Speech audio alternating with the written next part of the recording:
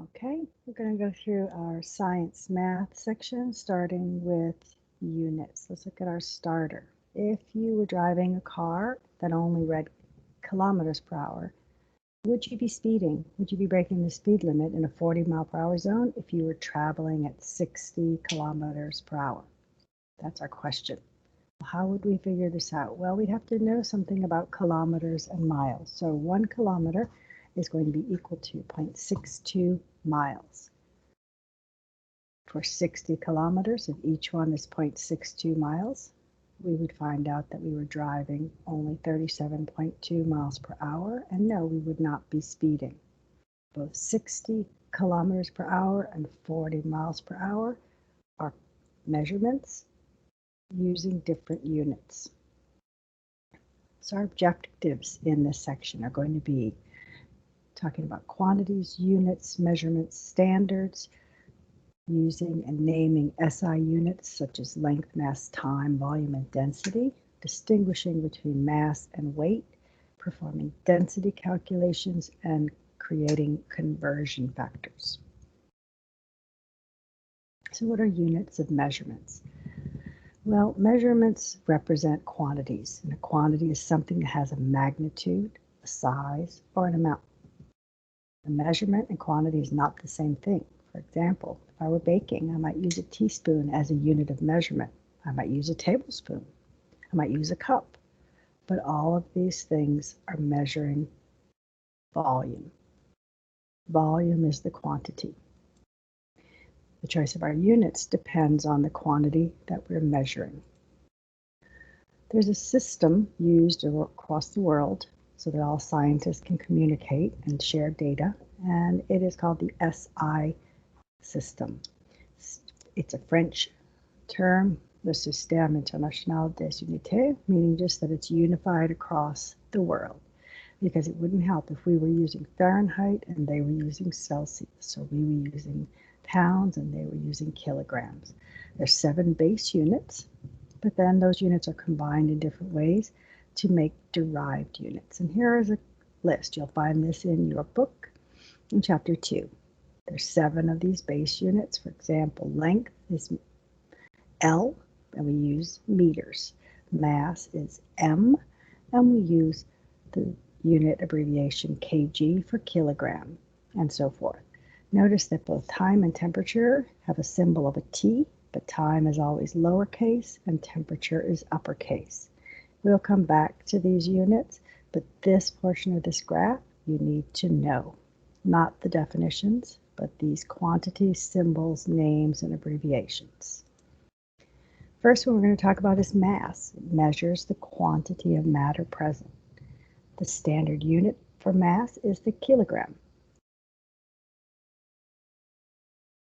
When we're talking about weight, that is how much gravity is pulling on the mass. Weight is different depending on the gravitational pull. So for example, you would weigh a different amount on the moon as you would in outer space, as you would on Jupiter. But your mass would be the same. Mass does not depend on gravity. Another unit of measure is length. It measures distance. Standard length is measured in meters. A meter is a little bit longer than a yard. A yard's 36 inches. A meter is approximately 39 inches. If we're measuring long distances, like the distance from here to Baton Rouge, we wouldn't measure it in meters. We'd measure it in kilometers. If we're measuring something much smaller, like the length of a desk or the length of a pencil, we might measure it in centimeters. In this term, kilometers means 1,000 meters. Here, centi means 1/100th of a meter, similar to having 100 cents in $1. Well, those were base units, but there are also units called derived units, and they are combinations of the others. If we were going to change the flooring in our classroom, we would need to know the area of the room. We would need to know the length of the room times the width of the room. And since I just told you length was measured in meters, width would be as well.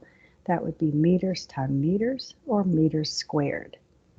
Volume, on the other hand, measures 3 dimensions, so its units would be cubic meters, abbreviated meters cubed. Another derived unit is volume. Volume is the amount of space occupied by an object. If we're talking about large volumes, we use cubic meters. A cubic meter would be about the size of the box that a washer or dryer would come in. But in science, we often are talking about smaller quantities, and so we use cubic centimeters. And a cubic centimeter is approximately the size of the smallest little Lego block, the one that just has one knob on the top. That's a cubic centimeter. Many of you may have heard of the unit liter. If you're drinking a bottle of water that has a label on it, it may say that it's 1/2 liter or 500 milliliters.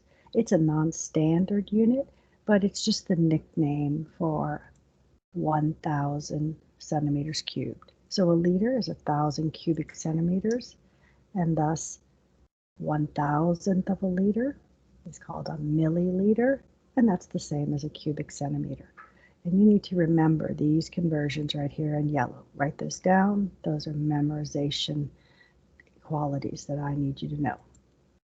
Okay, well, another derived unit is density. Density is the ratio of mass to volume, or mass divided by volume. It looks like this. Density equals m over v. Small m for mass, large V for volume. And it's a derived unit. If we use those base units that I talked about a little bit ago, then the mass would be measured in kilograms, whereas the volume would be measured in cubic meters, and our strange-looking label would be kilograms/meter cubed. But again, in chemistry, we often use tinier amounts, and densities are often reported in grams per cubic centimeter or grams per milliliter. It is a characteristic property of a substance, and it is a physical property. The density of something is the same, whether you have a little bit or a lot. This is a video showing different liquids that can have different densities and float on one another, and this is something I'd like you to try at home.